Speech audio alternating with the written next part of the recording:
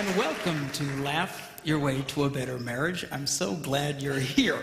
This is the marriage seminar for people who hate marriage seminars. Hoo-ah! All right? I get a kick out of watching the couples when they first come in on Friday nights. You know, the girls, they're all lit up, you know, just, ooh, I got him here, I got him here, I got him here, you know. And the guy's going, oh man, I can't believe, you know, I got here. But it's cool, guys. You can relax. You're going to love it. This is not one of those let's beat up on the men for not being women seminars. Yeah. That's what I'm talking about. And what is it with that anyway? Man, you know, you ask a lot of women to describe their ideal man, and they'll describe another woman.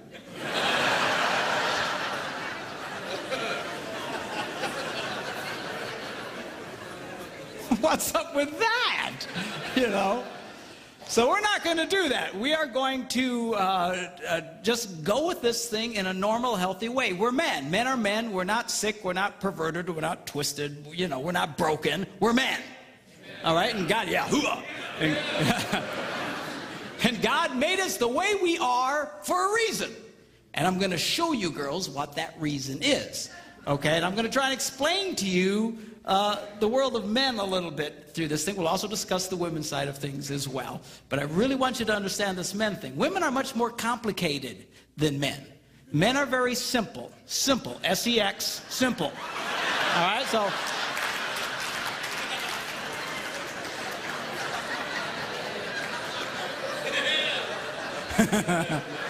That's what I'm talking about, okay?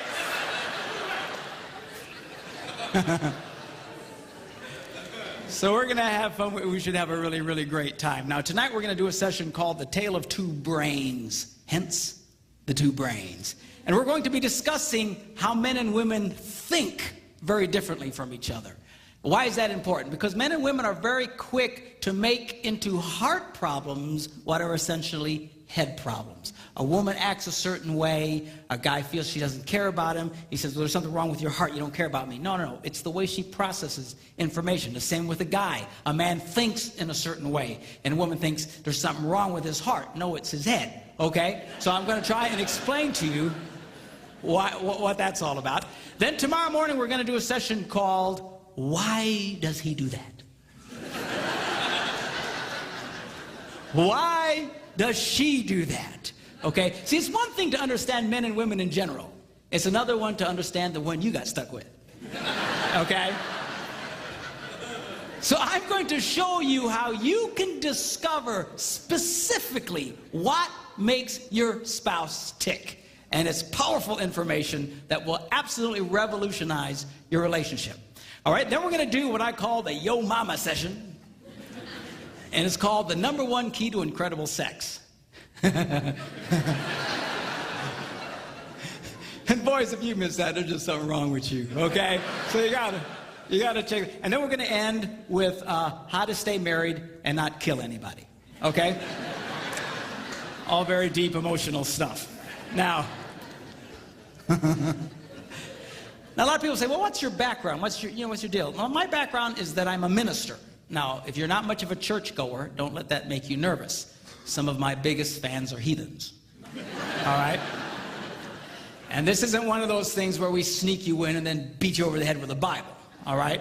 But I do have a Bible verse I need to show you, okay? Because I found a Bible verse that if you follow the advice from this one Bible verse, you will never, ever, ever have a problem in marriage. How many think that's worth seeing? All right? You follow the advice from this one verse, you'll never have a problem in marriage.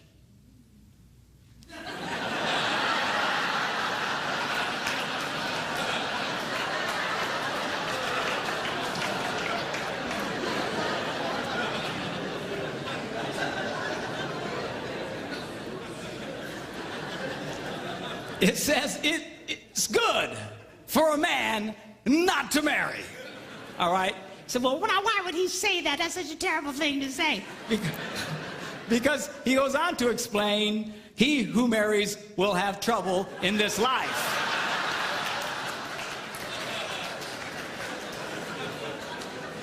People come up to me, Pastor Mark, something's wrong. I say, what is it? We got trouble in our marriage. I go, no, that's about right. Hey, there ain't nothing wrong.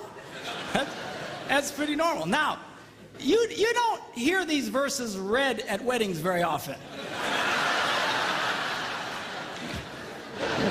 Kind of downplay that.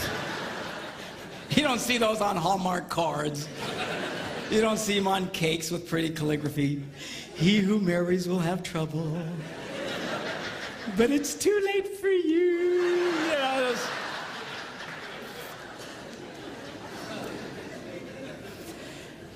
You say, if that's the case, then why get married? Because marriage is absolutely wonderful. It's great. It's fantastic. But it's not that it's without trouble. All right? And I want to show one other verse to you. Now, you don't have the deep theological training that I have, so you might have a hard time understanding this verse. But I'll try and explain it to you. This is found in Proverbs. And it goes like this. Where no oxen are, the manger is clean.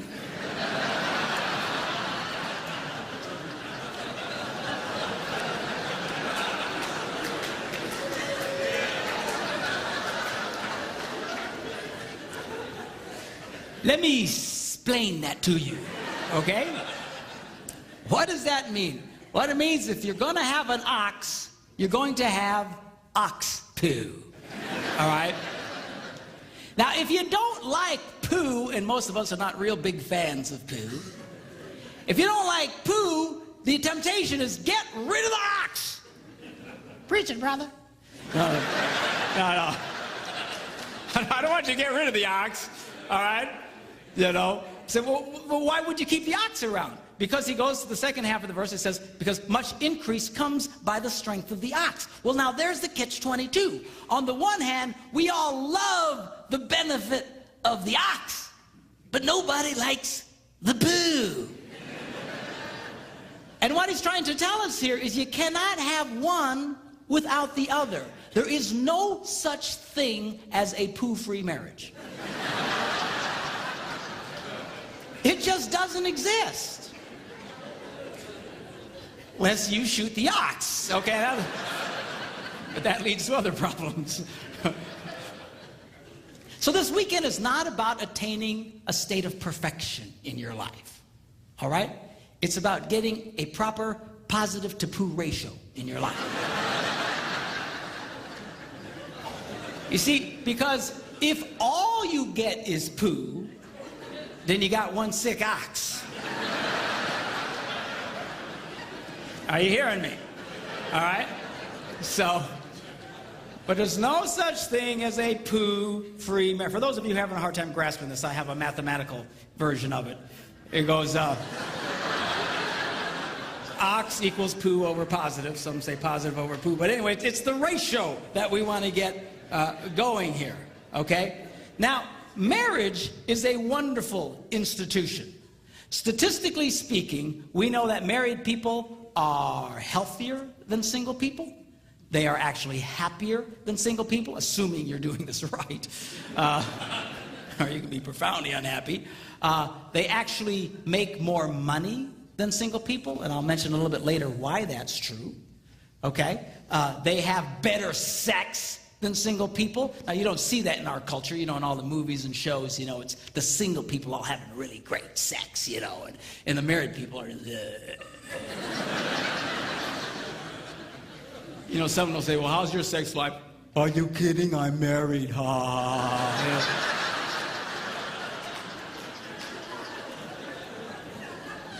And it's not true. It's a bunch of baloney.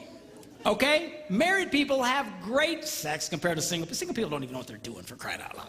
Okay? And statistically speaking, married people live longer than single people. This is particularly true for men. Statistically speaking, one of the most dangerous things a man can do in America today is remain single. It is the equivalent of smoking 2.5 packs of cigarettes a day. It's true. They found that if you take of someone who has 2.5 packs of cigarettes a day and the health problems and the shortness of life and all the difficulties, and a single guy is pretty much the same. I guess the worst would be a single guy who smokes 2.5 packs of cigarettes a day. All right? But marriage is wonderful. It's great. It rocks. I love it, okay? If you do it right. Now, the problem here is so many people don't do it right.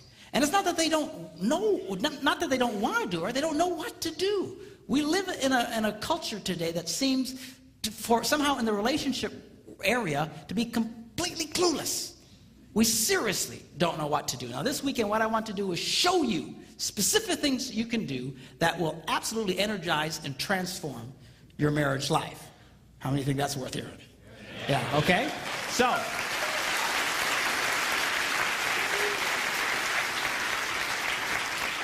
now I want to talk to you about what I call the laws of relational physics. You see, the laws of physics affect everybody, whether you believe them or not. Okay? If I step off this stage, I'm probably, in all likelihood, going to go down. If I start floating around, you might want to freak out and run. But why? Because the laws of physics affect. Well, I don't believe that. It doesn't matter what I believe. I'm going down, right? Doesn't matter if I'm a born-again Christian. Doesn't matter if I'm a heathen. Man, I'm going, because it affects everybody. Well, just like that, there are laws of relational physics, and they affect everybody, whether you believe them or not. Now, this might come as a little bit of a shock to those of you who are church people, especially hearing from a minister. But the truth is, you don't have to be a Christian to have a great marriage. I know a lot of heathens that have wonderful marriages. I know a lot of born-again Christians who have horrible marriages. Why is that? They're breaking all the rules. And they assume somehow that the rules don't apply to them, but they do. Here's an example. If you're driving a car 80 miles an hour around a curve that says only 40, and you keep going 80, chances are you're going to get hurt, even if you're listening to a Christian radio station.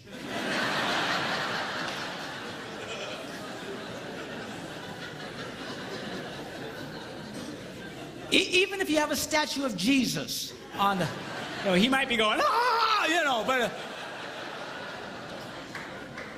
why is that? Because the laws of physics still affect you, but for some miracle, you're going to get hurt. Same true with relational physics.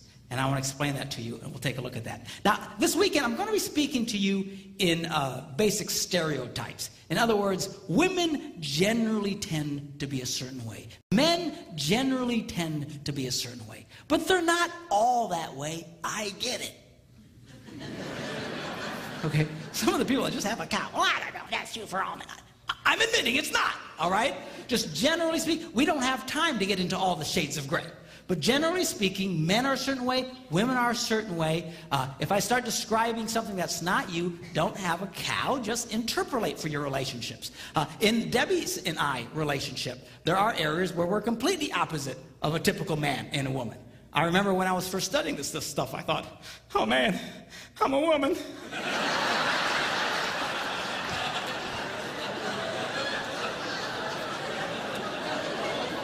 So just interpolate. I will say this, that if you tend to be one way in a certain relationship, your wife generally will be the other way. I don't think I've run across a couple yet. I'm sure they're out there that act the exact same way. So if you break the rules, chances are your spouse is breaking them right with you, and you just flip on this deal. Okay? For example, a typical stereotype: men are more interested in sex than their wives. Why would you say that? Because generally it's true. But it's not always true. There are a lot of relationships where the wife is much more interested in sex than her husband. If you're here tonight and your wife is much more interested in sex than you are, I think I speak for all the men here when I say that we hate you.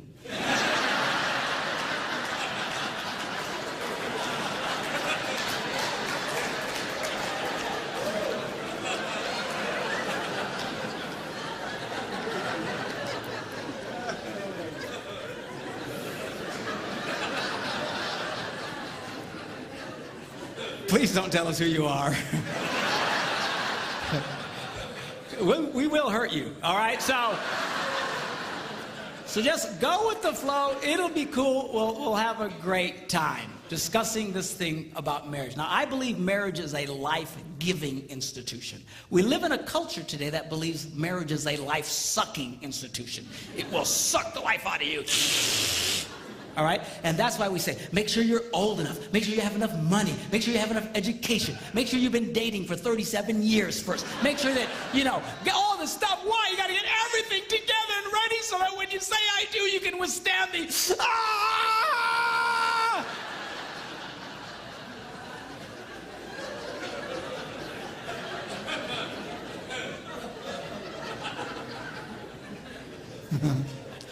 But it's not that way. It'll give you life if you'll do it right.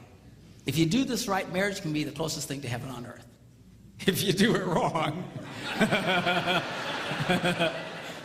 well, you fill in the blanks. Okay? So now, we're going to start discussing men's brains, women's brains, and how they're very different from each other. Now, I want to start with men's brains.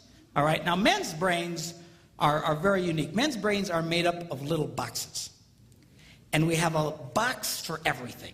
We've got a box for the car. We've got a box for the money. We've got a box for the job. We've got a box for you. We've got a box for the kids. We've got a box for your mother somewhere in the basement. We got boxes everywhere. And the rule is the boxes don't touch.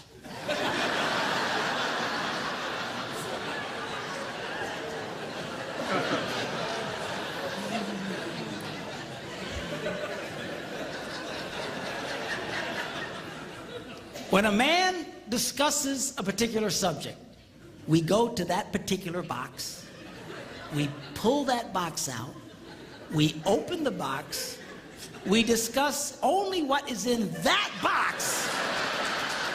All right?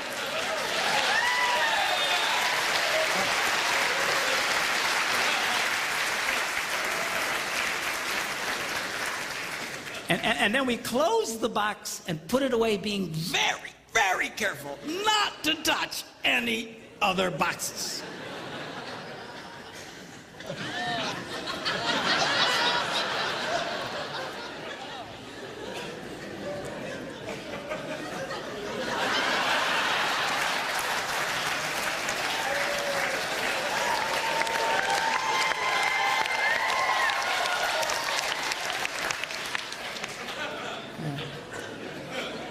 Sorry, my Catholic upbringing got in there for a minute, but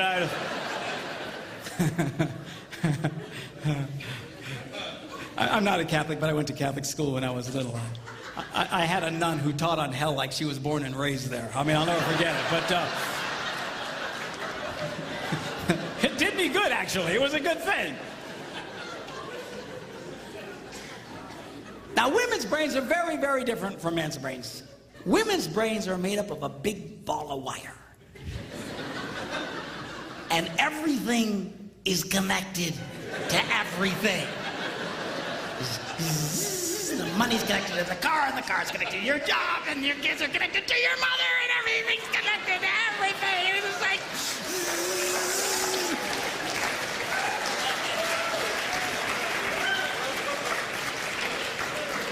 It's like the internet superhighway. Okay? And it's all driven by energy that we call emotion. It's just... It's one of the reasons why women tend to remember everything. Because if you take an event and you connect it to an emotion, it burns in your memory and you can remember it forever. The same thing happens for men. It just doesn't happen very often because, quite frankly, we don't care.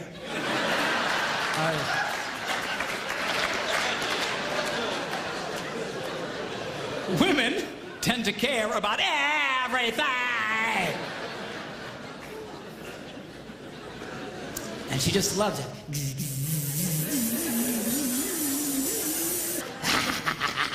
Okay?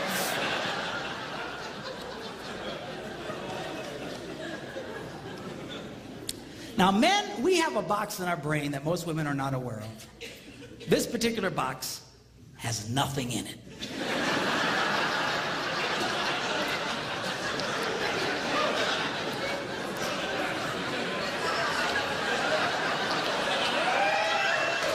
It's true. It's true. In fact, we call it the nothing box. And of all the boxes a man has in his brain, the nothing box is our favorite box.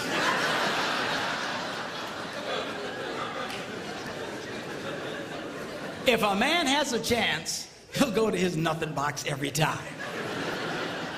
That's why a man can do something seemingly completely brain dead for hours on end. You know, like fishing.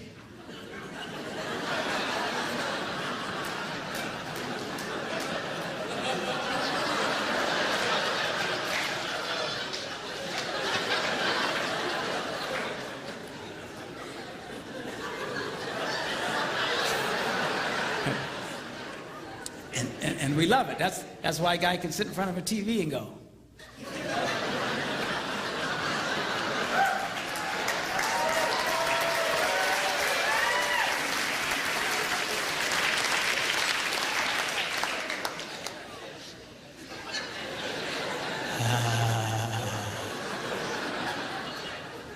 It glows.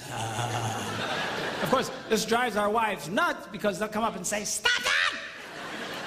You can't possibly be watching anything!"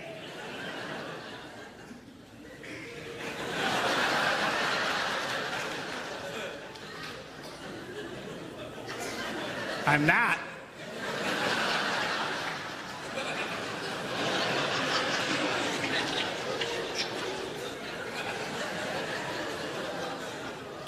Go away.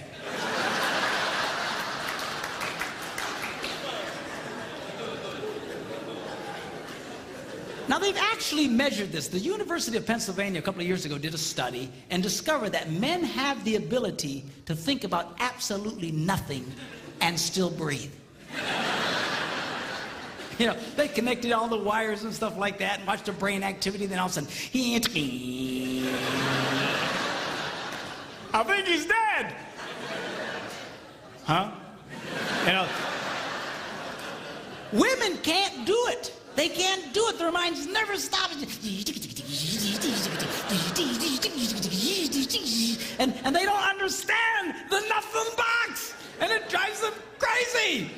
Because nothing drives a woman more crazy or makes her feel more irritated than to witness a man doing nothing.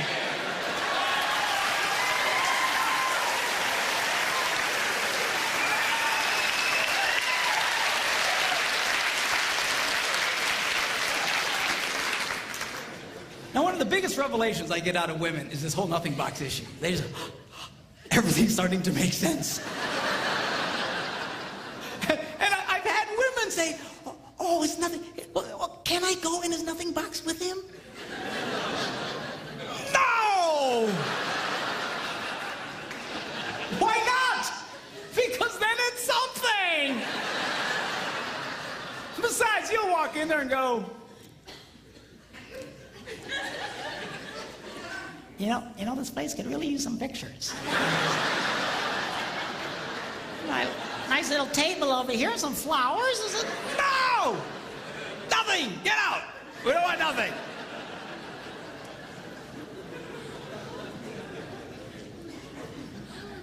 Now, this handles the way men and women handle stress. Okay? When a man is stressed out, all he wants to do is run to his nothing box. This is how we unwind. The last thing we want to do when we're stressed out is talk about it. We don't want to talk about it. We just want to.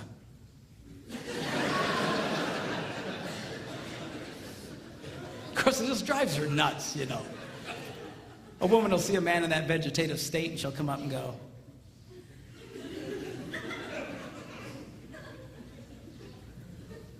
"What you thinking about?"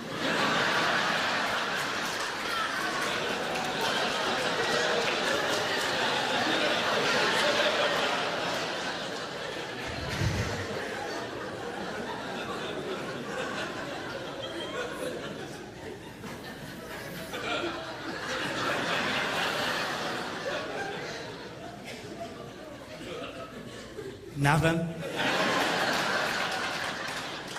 We gotta be thinking about something. No, I was thinking about nothing. In fact, I was on a roll till you showed up. go away, all right? Because that's how he handles stress. He just, Now, when a woman is stressed out, she has to talk about it. If she doesn't talk about it, her brain will literally explode.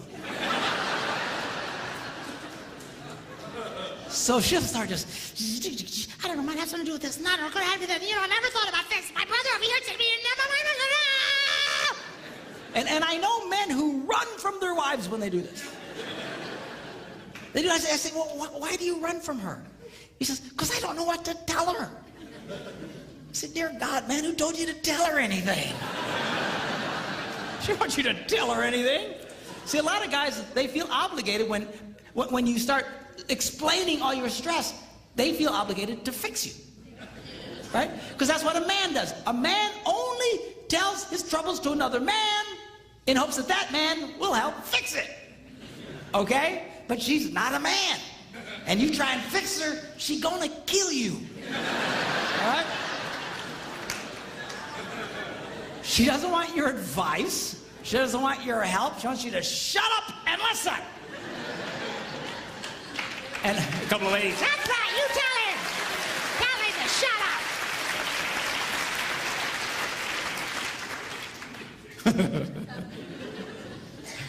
They like that. Now, I had one guy tell me, he said, man, if she just tell me how she feels. I said, she doesn't know yet. This is what he means. That's how she figures out how she feels, by connecting this wire to that wire, this wire, and so. Now, because they love each other, they offer to each other their answer, their solution. A man senses his wife is stressed out. He loves the girl. He offers to the girl his best and finest solution. Or just quit talking about it.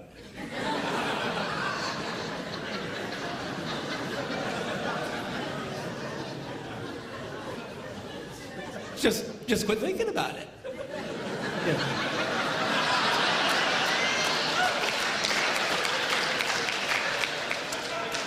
And that's when she starts reaching for the knives and stuff. She's gonna stab you if you keep it up, okay? Now, a woman, she senses her husband's all stressed out. She loves him. Therefore, she offers to him her best and finest solution. Talk to me. Why won't you talk to me?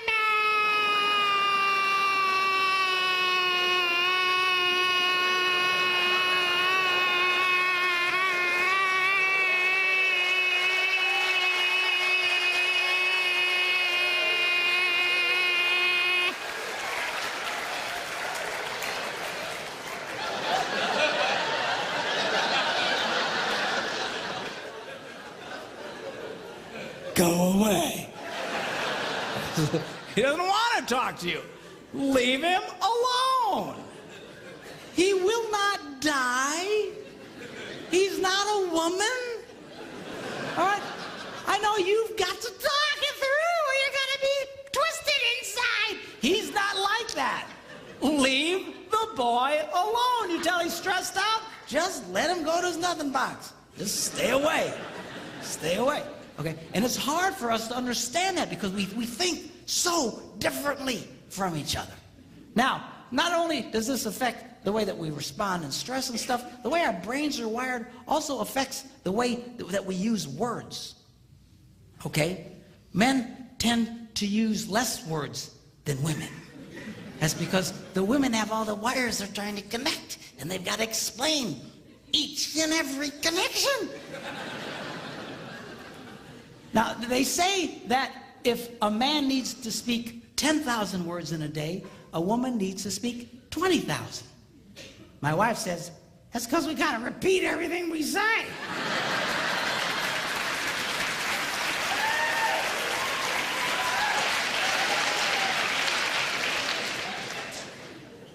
To which I responded, huh? Where is my darling redhead? Is she around?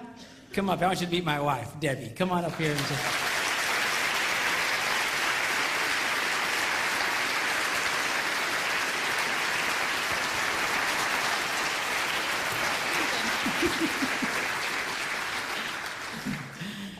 People say, well, doesn't she talk too? Nope. Not to you anyway. She talks to me, but she won't talk to you because she doesn't want to talk to you. That's all. Where's my tablet here? I want to show you something about the whole words thing. They actually measured this. They went in and studied children and babies and found out, they actually went and took cameras and put them in nurseries and analyzed the pictures later. And they noticed the pictures of the little girls, right from the get-go, their mouths are just going.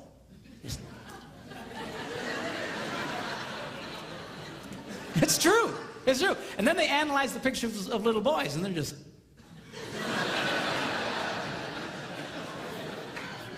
They're still thinking, what was that? I want to go back. I don't get it. Okay?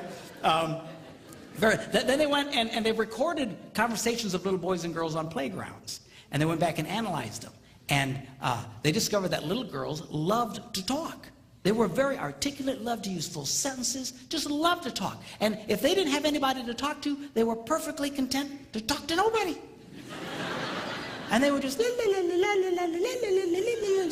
complete sentences. Then they analyzed the conversations of the little boys, and only about 55% of it was intelligible.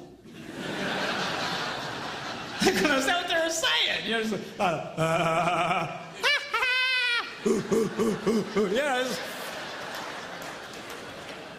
just that's conversation to a man. Okay? Now,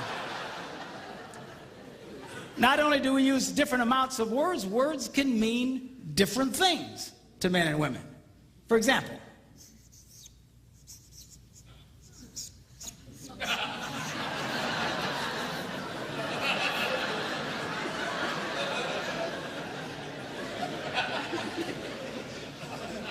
now to most men, 5 minutes means 5 minutes. To a lot of women, it can be an indefinite period of time. Are you ready yet? 5 more minutes!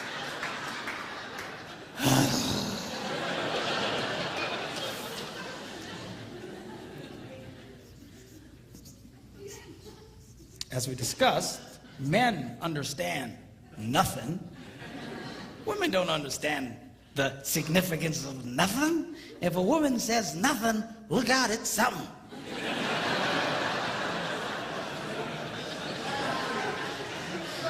Oh, dude, man, I don't know what happened. What happened? I don't know, I asked my wife what she was upset about. What'd she say? Well, she said nothing. Get out of the house, man, run now, get out!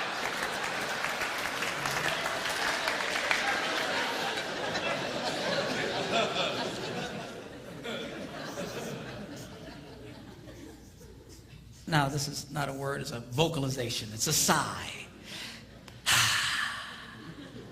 Now, when a man sighs, it means everything is good with life. When a woman sighs, it means you are an idiot.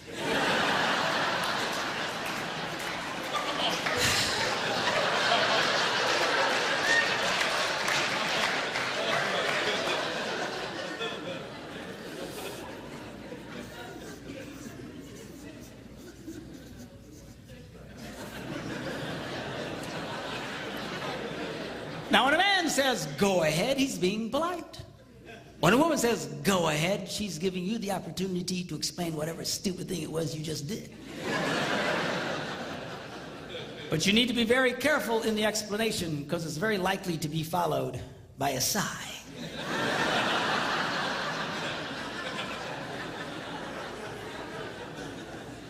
Which will lead to an argument over nothing.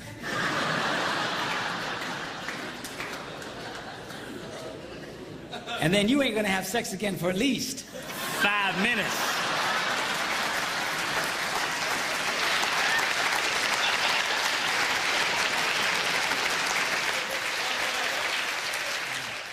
Women's brains come with lots of extra RAM. So they can remember the details of everything.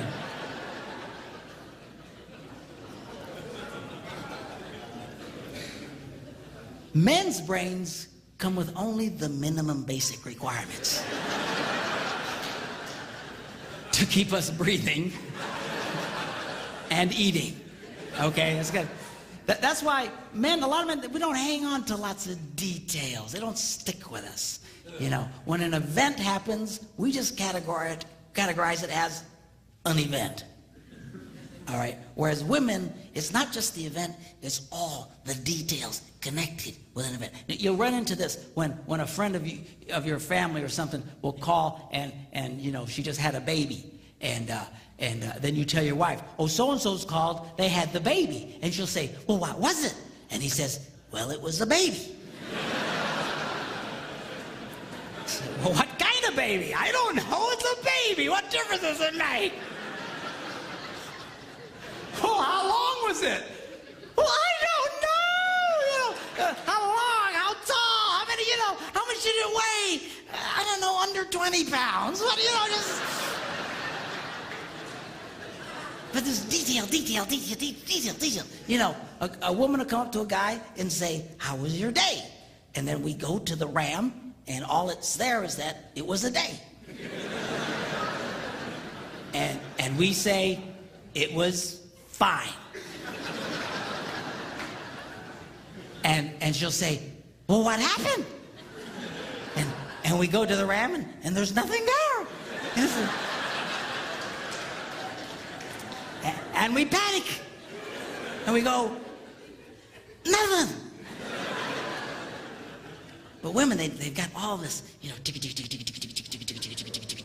that's why when a guy retells a story, it's usually pretty much just a bottom line kind of thing. What happened? This happened, that happened, we're done. When a lot of women share what happened, they relive the event in excruciatingly painful detail. I mean, you are there. Yeah. And it can drive, you know, couples can really fight over this. My wife and I still fight over this one. You know, this just drives us crazy. You know, she just, you know, sweetheart, when your husband asks the question, what did the plumber say? He really doesn't want to know what he said. Well, I said, how you doing? He said, it was fine. I said, it was a pretty nice day we're having. He said, yeah. He said, got any kids? No, what did he say? Bottom line, you know. Details. Men's brains, women's brains. It also affects not only the words we use and stuff, but also it affects how we listen. You go, yeah. Women listen. But we listen too, we're just different. A lot of women say, you know, men's problems, they got selective listening. You know what that is, right?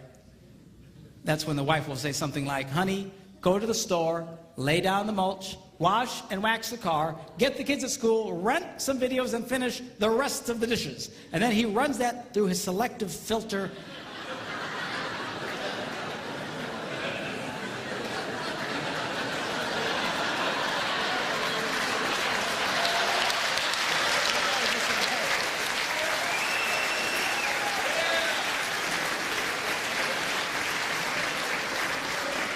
And all he hears is, honey, go lay down and get some rest, okay? But that's not what I'm talking about. What I'm really talking about is the difference between single tasking and multitasking. By and large, again, interpolate for your relationships. Again, not everybody's the same way, but by and large, men are single taskers. We do one thing, and we do it pretty well.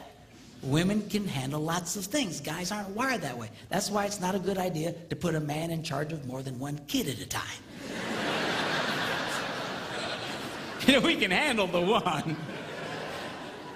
Well, sweetheart, you're doing such a good job with Johnny. Wow. Well, where are the rest of the kids?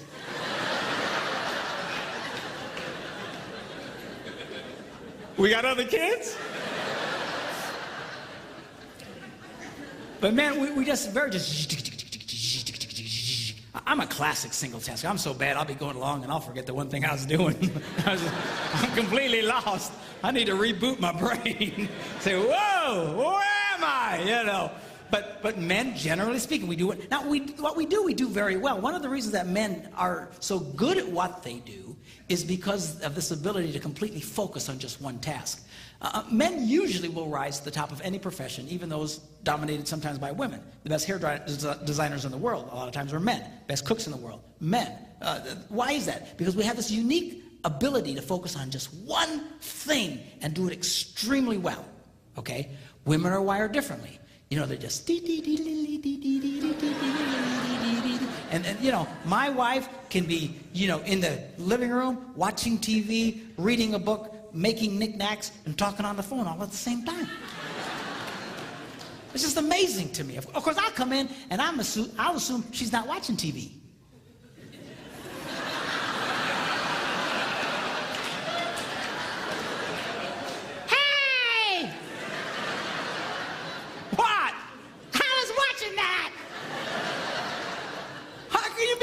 That you're making knickknacks and such. Put it back, you know. We're just.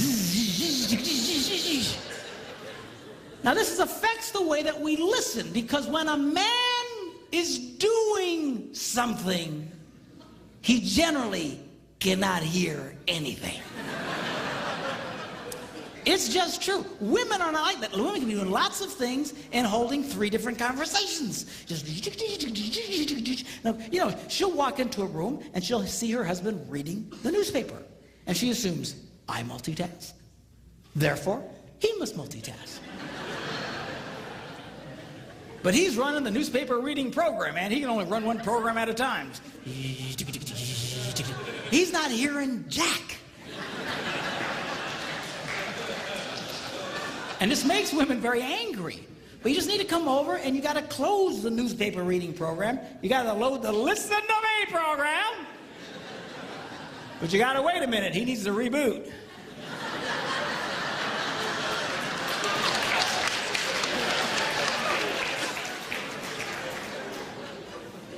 I didn't know you was here. You know? You laugh, but I'm serious, girls. If you see a man doing something, unless he's wired differently, do not be giving him vital information. Because this is a train wreck waiting to happen. You'll have this conversation again. When you swear he told you, and he swears you never told him. You know you told him, but in his brain, you never said jack to him.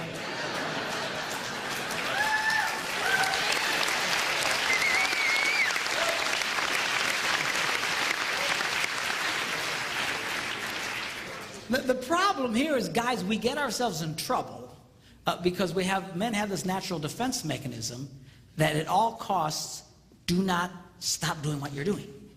So when someone starts talking to you, we automatically have this defense mechanism that goes, uh-huh. Yep. Uh-huh. Uh-huh. And we keep doing what we're doing, and we're not, and she thinks you're listening to her. But you're not listening. You need to stop you're big boys, stop what you're doing, turn to the girl, and pay attention to her. So it's not all on the ladies. You're big boys. When she starts talking, stop! Listen to the girl, and then let him go back to what he was doing. Sounds fair, right?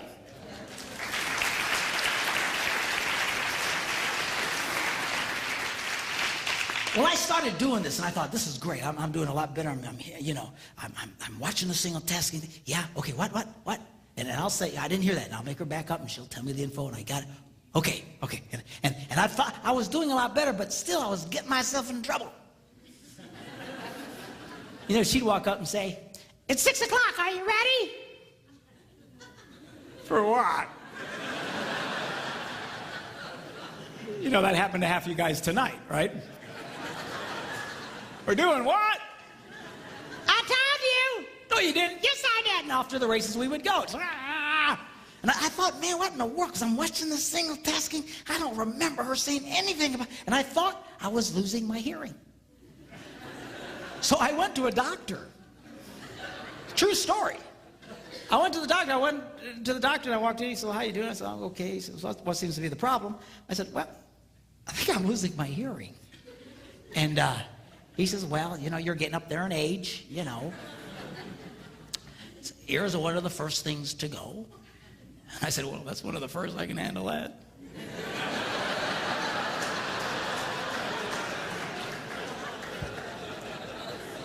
We'll talk more about that tomorrow. But, so I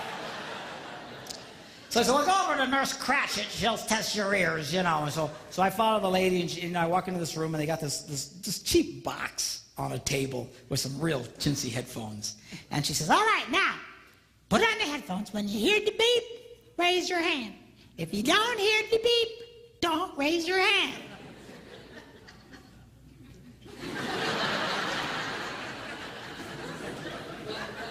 Apparently, I look really stupid. So anyway, I turned around and we began. I said,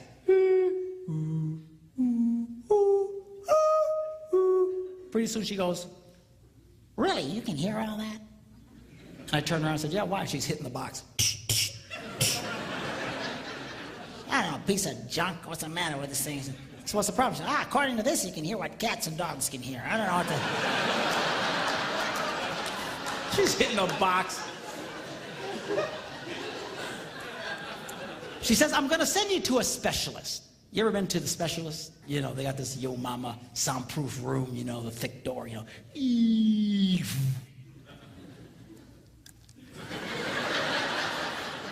know, you got the person, you know, sitting behind the glass, you know. You feel like you're in a people aquarium. Sir, would you sit down? But anyway, so at the time we lived in Green Bay, Wisconsin, and right downtown Green Bay, there was a place called Eye and Ear Associates. I'd never heard of them before. I had no reason to hear from them. But she said, I'm going to send you these people. They have all this fancy equipment. And so she takes the doctor's pad and she writes eye, ear, and she abbreviates associates and hands it to me.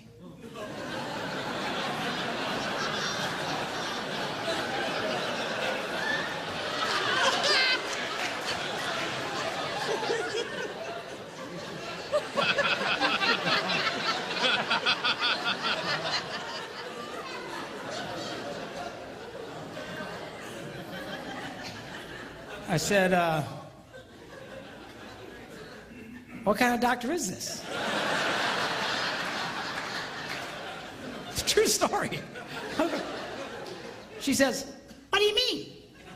I said, I heard of eye, ear, and throat. I never heard of this. She said, let me see that. Oh, I'm so embarrassed. So she wrote out associates. I went, oh, okay.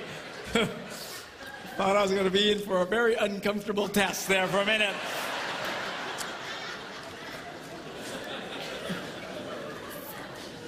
So I go to the eye, ear, and, you know, doctor, and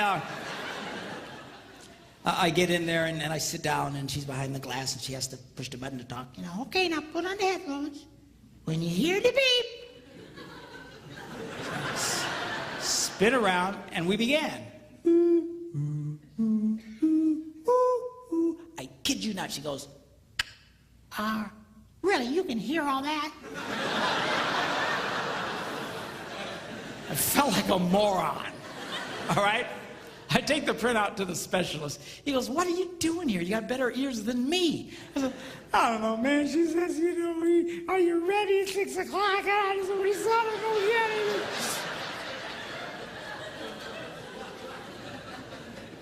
So I go home and I walk in the door and she says, wow, what'd the doctor say? She doesn't sound like that, by the way.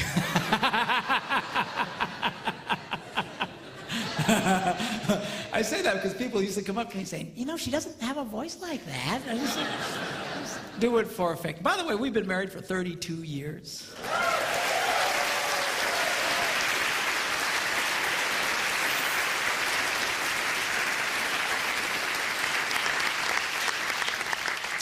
We have 2 grandsons. Very cool. Beautiful boys. One's 10 months old, the other one's 8, and they are just such a delight. I love grandchildren because now it's payback. Come here. You want some more sugar? There you go. Okay. Bye. Yeah.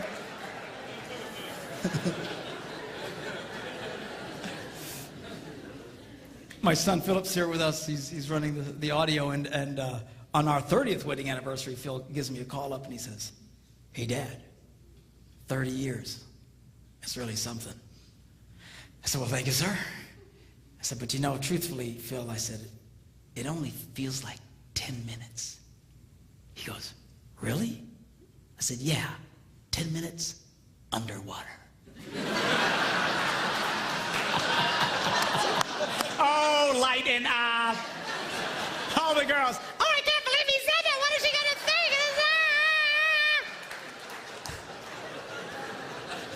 It's just the joke box, all right? Just the joke.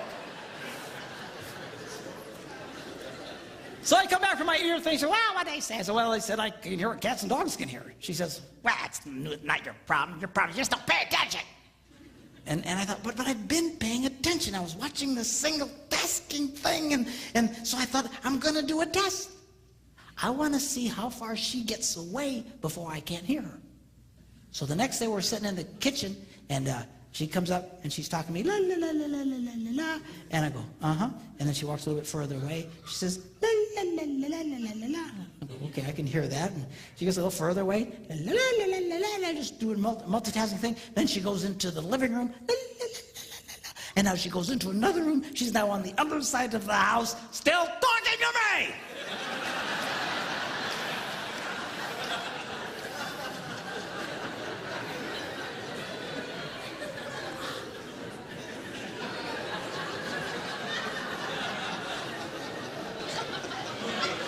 I said, "Hey!" She yells back, "What?" I said, "I'm on the other side of the house." She goes, "You don't listen anyway."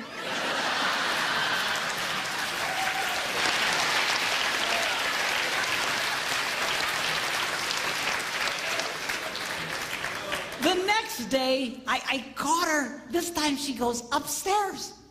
She's on another floor, still giving me vital information.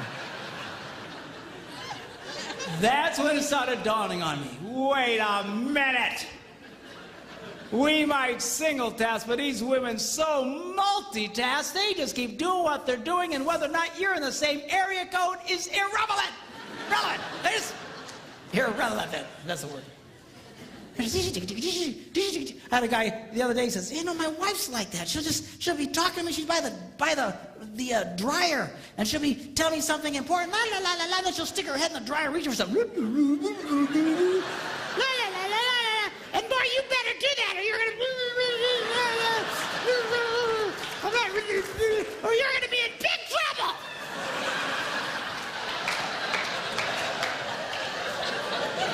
She still does that to me. We'll be like a real busy highway, just all kinds of noise, and she'll be talking. "You know something that's really important? So you better be careful about it." What? I didn't hear what you said. Laws of physics, girls, it applies to you. It would help if your husband was in the same area code. Okay. Now, I first shared this story at a men's conference that I was speaking at, and I thought it was just a funny story that had happened to me. But as I'm sharing it, all these men's heads are going.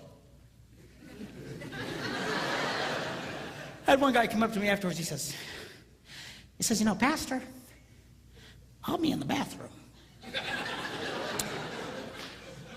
The door is closed.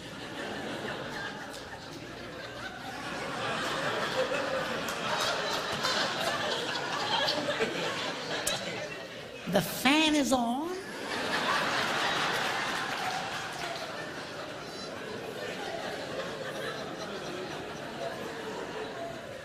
There's tile everywhere, so sound just bounces around in there. I'm standing there.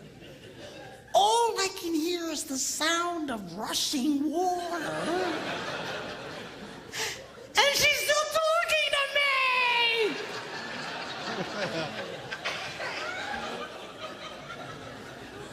You know, I figured out that's why we miss sometimes, girls. What? What?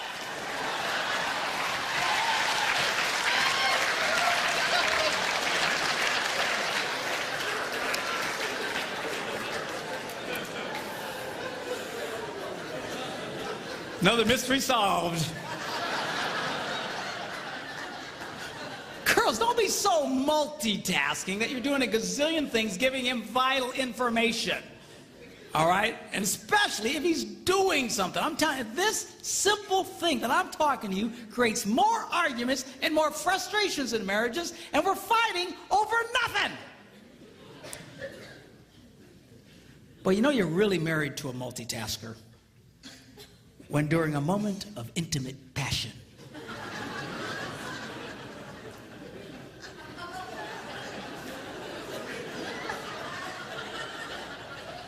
she suddenly blurts out, "Oh, by the way, the plumber says the toilets are broken."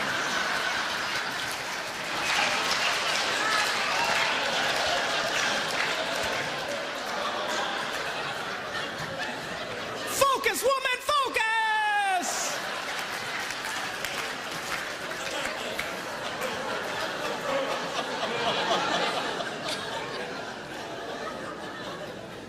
But man, she can make love to you and plan next week's dinners and, think about the toilets. Oh, it's all the same to her. I need my tablet back up here. I want to show you something. In no other area, men's brains and women's brains, do men and women think more differently than in this area of sex. And we'll get into it in a lot more detail tomorrow. But I want to show you something here that I think will be of great interest to you. Give my lovely assistant a hand.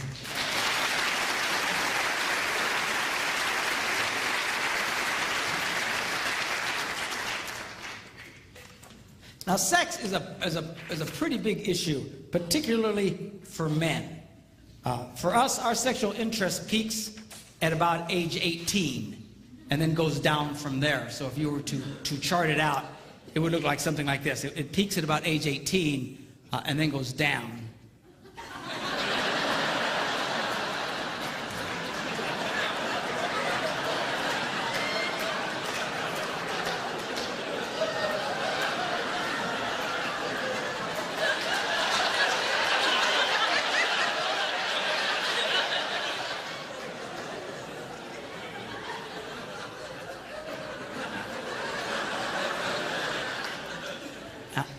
And then you're dead.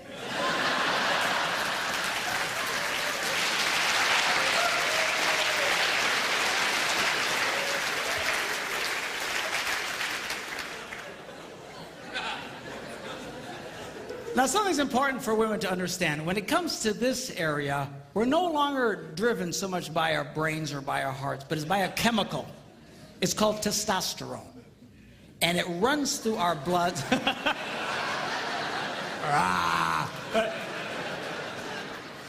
It runs through our blood, and it drives us crazy. You just... If you girls knew how much this drove us crazy, you'd be more disgusted with us than you are right now. We downplay it, man. And this, I'm telling you, and as funny as this little chart is, and as true as it is for so many men, if for some reason as a man ages, his testosterone levels begin to decline, his interest in sex will start to decline. And if his testosterone level drops dramatically, his interest will go way down. Same head, same heart, same guy, and now he's not interested in sex. You treat that man, and it's very easy to do, with testosterone supplements, and boom, he's the same wild man you married. Same head, same heart, same guy, now he's... Come here, baby. All right? So this is not because we're sickos. It's not because we're perverts. It's not because we're broken. God wired us this way, and he did it on purpose. Well, what was that purpose? I'm going to show you in a minute, but you just need to really understand this. And the truth is, when we get this rush of testosterone, it just messes with us. Now, for the love of God, don't raise your hands. But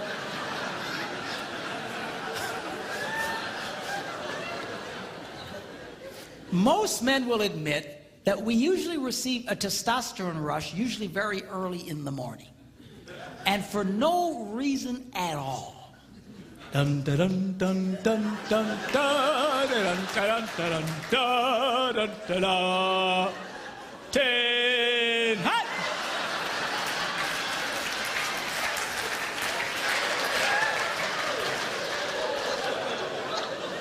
And it just wakes us up. Just we're not thinking about anything. All right? And that's usually when a man reaches over and whispers those 3 words every woman loves to hear. Hey, you awake?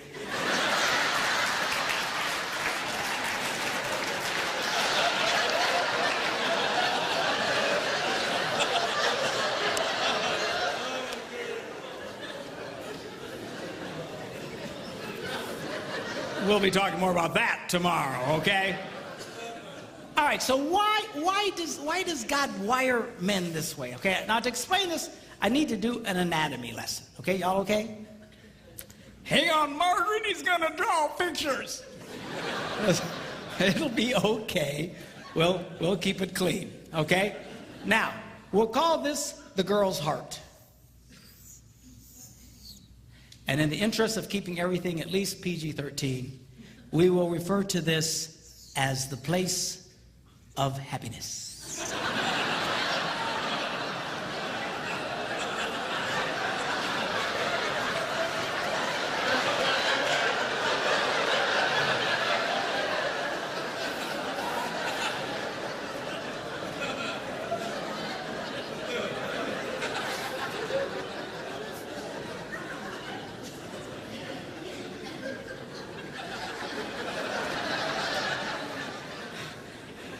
I had a lady come up to me recently and she goes, "Man, I can't even go to Walmart anymore. Smiley faces all over the place." She's like,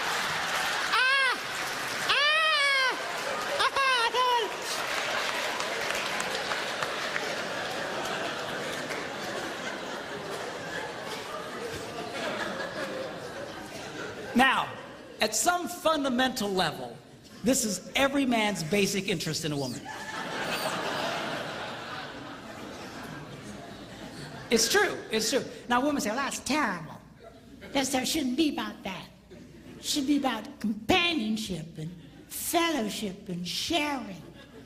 Girls, if your husband was interested in companionship, fellowship, and sharing, he'd have gotten a golden retriever.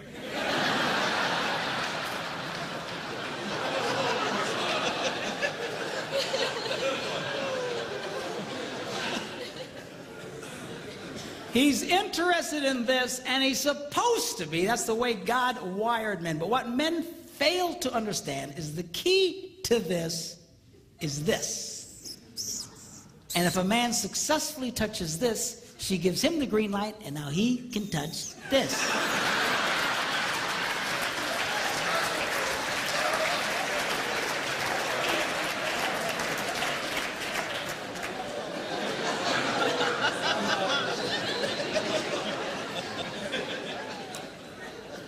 So this sex drive, guys, is God's way of constantly reminding a man, and it keeps coming back, it never stops, just on average, a man will feel the need for sexual release on about every 72 hours. That's every 3 days. Some more, some less. My husband's every 72 minutes. But that's your problem. But anyway, but seriously, the reason that keeps coming back is to motivate the man, be nice to the girl. It's not so you can just go, hey, you awake? Are you hearing me? A lot of guys do that. As soon as they feel the buzz, they're just reaching for the girl. Come here, baby. Come here. Come here. Don't be a moron. She won't want to come here. The reason that buzz hits you again, remember, be nice to the girl. Be nice to the girl. Be nice to the girl. Be nice to the girl. I gotta be nice to the girl. And this is what motivates me. I try to be nice to my wife. And I spend time with her, and I take her to lunch every day, and I'll take her shopping. And well, Pastor Mark, do you like going shopping? No, I hate it. You know, she drops me off at the bench with all the old guys, and I sleep with them. You know. Then she comes, picks me up, drops me off at another bench. You say, well, if you don't like it, then why do you do it? I'll tell you why, because I want some of this.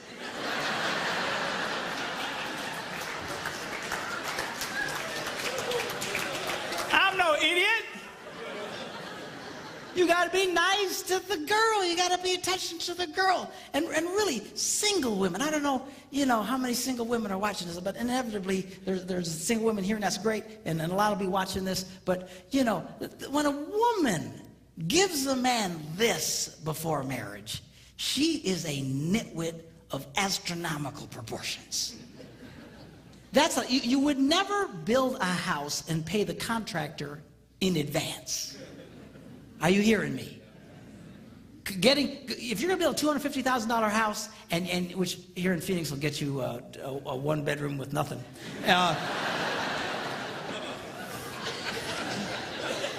Man, I got a huge condo on a lake in Wisconsin for $250,000, man. I'm telling you, here you got nothing. But anyway, you wouldn't pay the guy in advance and give him, here's the $250,000. Do you know why? The house will never get done on time. He'll never do what he's promised to do. Why? Because it's just the nature of human beings.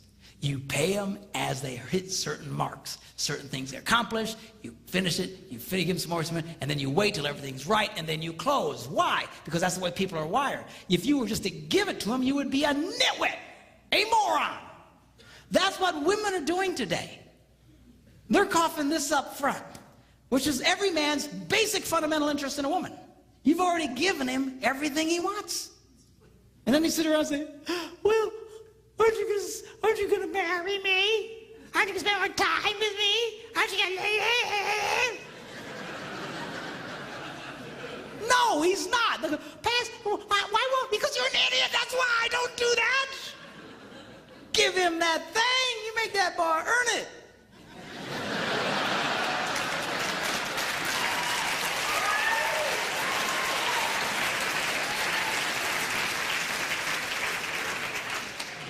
If there ain't no ring, you ain't getting the thing, is what you need to tell him.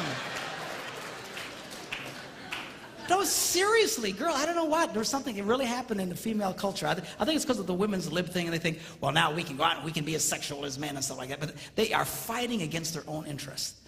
There are millions of women in America today that are so frustrated they can never get this. They can never get this. You know why? Because they're dumb.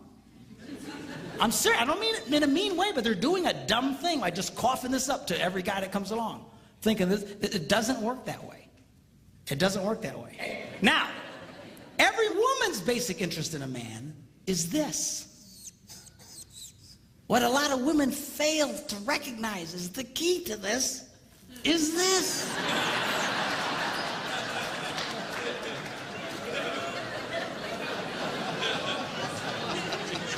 And if you touch that, he gives you the green light, and you can touch this.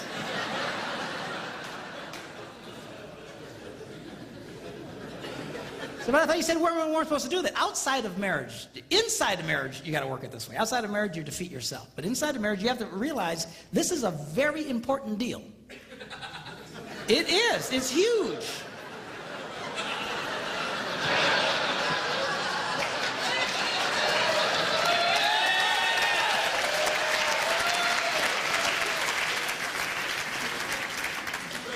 A lot of women treat this like it shouldn't, like a side issue. It is not a side issue in marriage. It is the central issue. It truly is. And I'm going to really explain this in greater detail tomorrow. You get this right, things will flow a lot better in your life. You try and discard this, oh, it shouldn't be about that. He shouldn't be interested in sex. He's just a pig. You are fighting now against your own interests doing it that way. You've got to be smart about this, girls. The key to this boy's heart, you know, they used to say when I was growing up that the key to a man's heart was his stomach, but they were about 6 inches too high.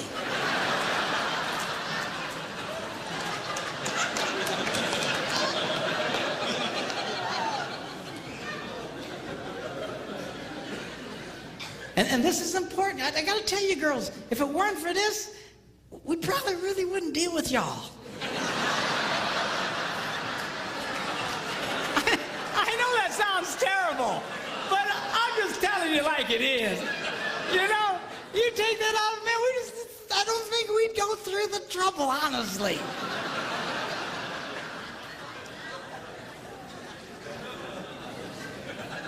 This is a game you got to let him know he can win with you. And we'll talk more about this in detail tomorrow. But the crazy thing about it, see, is the key to what you want, here's the door. And for the guys, for what you want, here's the door. And it is the perfect standoff.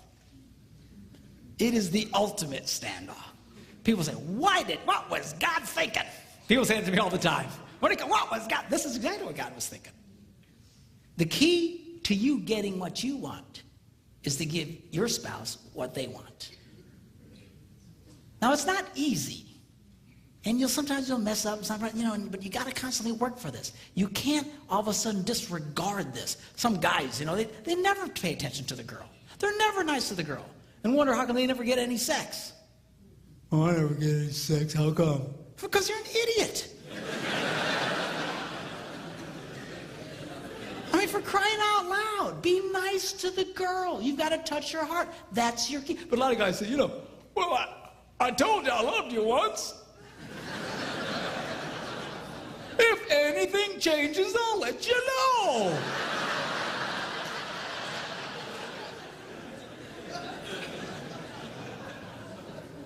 I wonder how come I'm not getting any sex. Because you're just blowing it. You're blowing it. And girls, same thing with you. The key to this is this area here. Don't dismiss this. If you guys will flow in this thing, it works and it's great and it's extremely powerful. It is the most powerful thing God ever designed to connect two people. And we'll get into it in a lot more detail tomorrow.